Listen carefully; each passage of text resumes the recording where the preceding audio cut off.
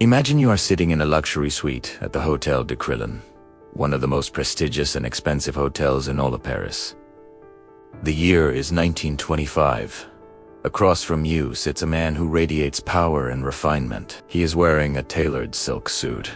His fingernails are perfectly manicured, and he speaks 5 languages with the ease of a diplomat. He leans in, lowers his voice, and lets you in on a secret that could make you one of the richest men in France. He tells you that the Eiffel Tower, the very symbol of the French nation, is being sold for scrap metal. To most people, this sounds like a joke. But Victor Lustig was not a comedian. He was the most dangerous social engineer the world had ever seen. He didn't just break the law, he manipulated the very fabric of human trust. Before this story is over, you will see how this man swindled the most powerful mobsters in America, escaped from escape-proof federal prisons, and successfully sold a 7,000-ton iron monument not once, but twice. This is the masterclass in the art of the con. To understand how a person pulls off a scam this massive, we have to look at the man behind the curtain. Victor Lustig was born in 1890 in what is now the Czech Republic. From the beginning, he was a prodigy, but not in the way his parents hoped. By the time he was 20, he had mastered the gentleman's arts, bridge, billiards, and the perfect poker face. He realized early on that people don't give their money to thieves. They give their money to people they admire. He began his career on the great transatlantic ocean liners. These ships were floating palaces for the world's wealthiest elite. 4 weeks at a time, the rich were trapped in a confined space, with nothing to do but drink and gamble. Lustig would move through the first-class lounges like a ghost, identifying the men with the most ego and the least common sense. He would spend days building a legend, pretending to be a wealthy count or a traveling businessman, before finally inviting his victims to a friendly game of cards that would leave them tens of thousands of dollars poor. But the ocean liners were just the training ground. Lustig was looking for the big store, a con so large it would be spoken of for centuries. In 1925, he arrived in Paris, a city still recovering from the trauma of the First World War. While sitting at a sidewalk cafe, his eyes fell on a newspaper article that changed his life. It was a simple piece about the crumbling state of the Eiffel Tower. Today, we see the Eiffel Tower as a permanent fixture, but in 1925, it was falling apart. It was originally built for the 1889 World's Fair with a permit for only 20 years. By the mid-20s, it was rusting, the paint was peeling, and it was costing the city of Paris a fortune just to keep it standing. Many Parisians actually hated it, calling it a giant metal skeleton. The newspaper article suggested that public opinion was turning and the government was struggling to justify the repair costs.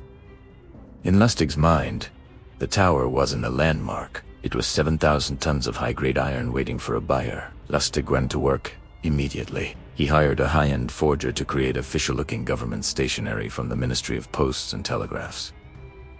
He gave himself a fake title, Deputy Director General. Then, he sent out invitations to the 6 most prominent scrap metal dealers in Paris. He didn't meet them in a back alley or a smoky bar. He met them at the Hotel de Crillon. By choosing the most expensive hotel in the city, he used the environment to do the lying for him. If you are meeting a government official in a 5-star suite, you don't ask for his ID.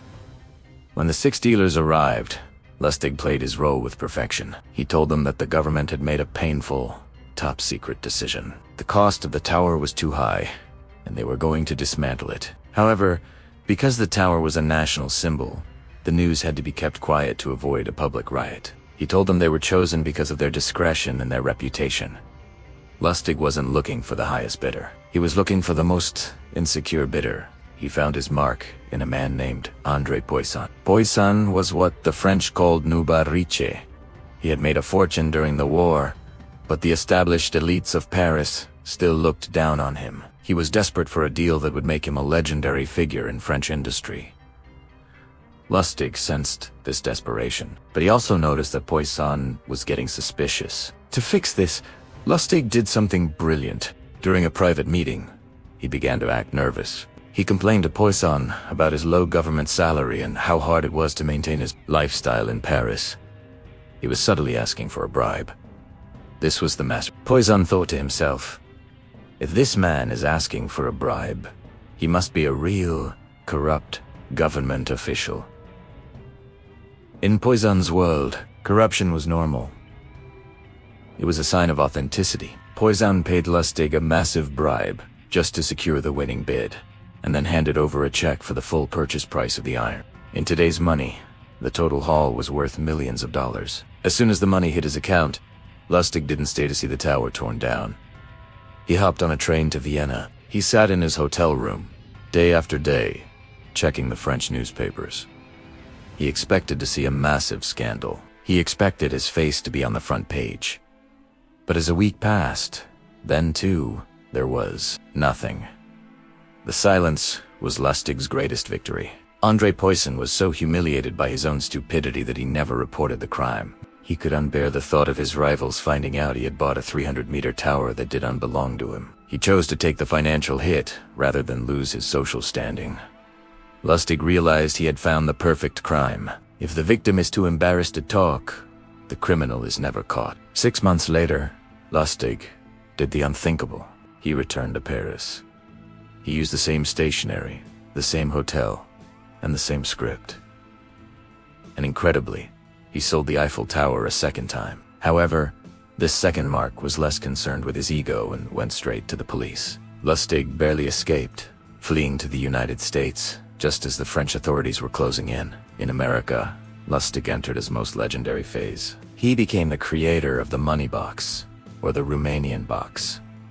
This was a beautiful, handcrafted mahogany box filled with brass gears and strange-looking dials. Lustig would tell investors that the box was a technological marvel that could perfectly duplicate $100 bills using a chemical light process. The demonstration was a work of theater. Lustig would put a blank piece of paper into the machine along with a real $100 bill.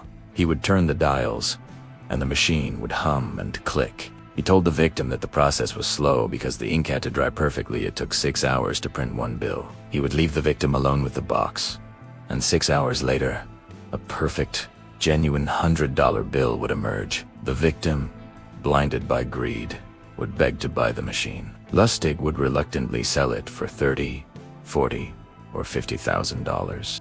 The catch? The box only contained 2 real bills hidden in the mechanism. By the time the victim waited 12 hours for the next 2 bills to print, Lustig was 3 states away. But Lustig wasn't just small time. He had the ego to go after the biggest names in the underworld. In Chicago, he requested a meeting with Al Capone himself. Lustig told Capone he had a surefire investment that would double Capone's money in 60 days. Capone, intrigued by this polite gentleman, gave him $50,000. Lustig took the money, put it in a safe deposit box, and did absolutely nothing with it. 2 months later, he returned to Capone's office. He looked devastated. He told Capone the deal had failed and that he was ruined. Then, he pulled the original $50,000 out of his pocket and gave it back to Capone. He told him, "I may be a failure, but I am an honest man. Here is your money." Capone was shocked. He had never met an honest criminal. He was so impressed that he gave Lustig $5,000 just to help him get back on his feet. This was Lustig's plan from the start. He didn't want the $50,000. He wanted the $5,000 that came with Al Capone's protection and trust. Throughout his life, Lustig lived by what he called the 10 Commandments for con men. These rules are still studied by psychologists today. They included things like, be a patient listener, never look bored, wait for the other person to reveal any political or religious views, then agree with them, and never boast. Let your importance be quietly obvious. But the law eventually catches up with everyone. Lustig's downfall wasn't due to a mistake in a con. It was due to a mistake in his personal life. His girlfriend, Billie Mae, found out he was having an affair with another woman. In a jealous rage, she called the Secret Service and told them exactly where Lustig was running his massive counterfeiting operation in New York. The police raid was one of the biggest in New York history. They found Lustig with enough counterfeit currency to crash the local economy. But even in the face of life in prison, Lustig remained the ultimate performer. While waiting for trial in a federal detention center in Manhattan, he did the impossible. He noticed that when the guards looked out into the exercise yard, they only counted the men in jumpsuits. Lustig pretended to be sick for days, staying in a cell. During that time, he used a piece of wire to unscrew his bed and create a makeshift rope out of bed sheets. But he didn't just climb out. He dressed in a suit he had hidden away, took a cleaning rag, and walked out of the prison disguised as a window washer. He stood on the ledge of the building, casually wiping the windows as the guards looked right at him and didn't see a prisoner. They saw a blue-collar worker doing his job. He climbed down to the street and vanished into the New York crowd. He was captured a month later in Pittsburgh, but his legend was sealed. He was sent to Alcatraz, the Rock. Even in prison, he was treated like a king by the other inmates. They wanted to hear the stories of the Eiffel Tower and the money box.